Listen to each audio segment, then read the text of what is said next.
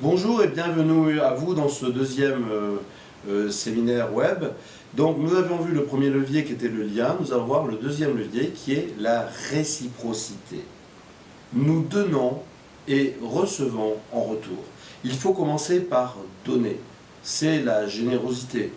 Et bien évidemment, si vous donnez, il est à parier que cela crée également une dynamique avec l'entourage et que en retour, vous allez recevoir.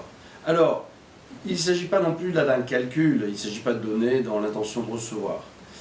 Il s'agit en fait compte d'une démarche, d'un état d'esprit, d'une façon d'être. Donner. Vous allez pouvoir donner peut-être sans retour. Et puis un jour ou l'autre, le retour viendra. Au moment où vous y attendez le moins, ou quelquefois il ne viendra jamais. Mais l'expérience prouve que le retour va revenir 8 fois sur 10. Ou peut-être plus même. Et bien évidemment, certains d'entre vous ont peut-être pu être déçus parce qu'ils ont donné et n'ont rien reçu en retour. En même temps, prendre le prétexte de cela pour ne plus donner, c'est s'assurer, en tous les cas, de ne rien recevoir. La vie sociale est fondée sur l'échange, sur cette réciprocité. La réciprocité, c'est vraiment pas œil pour œil, dent pour dent. C'est, encore une fois, un acte de générosité. C'est rendre service. Donner, il y a 36 façons de donner. Ça peut être donner un sourire, donner du temps, donner de l'attention, offrir un cadeau, bien évidemment. Et ça va être aussi être utile aux autres, rendre service. C'est ça, donner. Donner, rendre service. Harvey Kerr, dans son excellent ouvrage « Des secrets d'un esprit millionnaire », dit que nous sommes prospères, riches, à la mesure du service que nous rendons.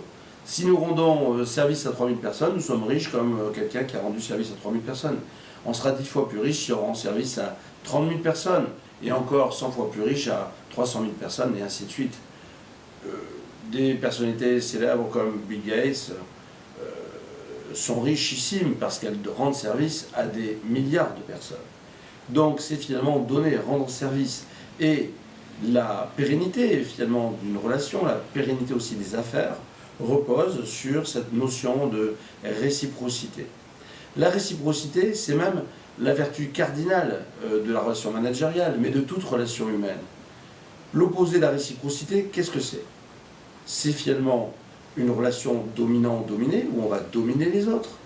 Mais là, nous allons tomber dans une impasse, car psychologiquement, la domination n'est pas propice à l'échange, et les personnes qui sont dominées vont rapidement chercher à se libérer et vont se révolter.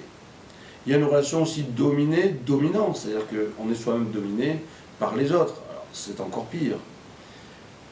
La relation d'égalité, la société et de plus en plus se veut égalitaire, la démocratie se veut égalitaire, liberté, égalité, fraternité. Pour autant, on est tous plus ou moins égaux, on le sait bien, la naissance n'est pas la même selon les uns et les autres, la fortune non plus n'est pas la même, et la position sociale n'est pas la même, et dans l'entreprise et dans plein d'endroits dans la société, ces statuts, ces différences sociales s'expriment. Même si dans l'urne, démocratiquement, nous pesons tous la même chose et nous sommes en principe égaux. Donc l'égalité ne va pas être, ça va être fondateur du pacte républicain, mais ne va pas forcément permettre ce lien social qui est celui de la réciprocité. Et en tous les cas, même dans une relation d'inégalité, donc là où l'égalité ne peut plus s'exprimer, la réciprocité, elle, peut encore s'exprimer. Prenons l'exemple d'un hiérarchique, donc il est le responsable, il a un collaborateur, eh bien la relation peut être réciproque. La hiérarchie doit des informations, des instructions, des directives, des objectifs, une aide de mission, des moyens aux collaborateurs. Et un salaire, bien évidemment. Et en réciprocité, le collaborateur doit fournir un travail pour lequel eh bien, il aura une gratification et également des remerciements et de la réciprocité de la part de sa hiérarchie et de l'entreprise.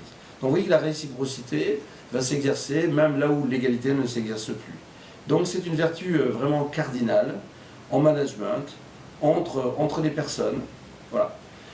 Alors après, il y a des relations amicales, c'est encore d'autres relations, mais même les relations amicales sont fondées sur la réciprocité. On va rendre service à un ami qui plus tard va nous rendre à nouveau lui-même service, et ainsi de suite. Donc voilà, la réciprocité finalement est transversale, s'inscrit un peu dans tous les types de relations, même quand il y a une relation finalement hiérarchique dominant-dominé, mais aussi une relation amicale, voire une relation d'égalité, il y a de la réciprocité.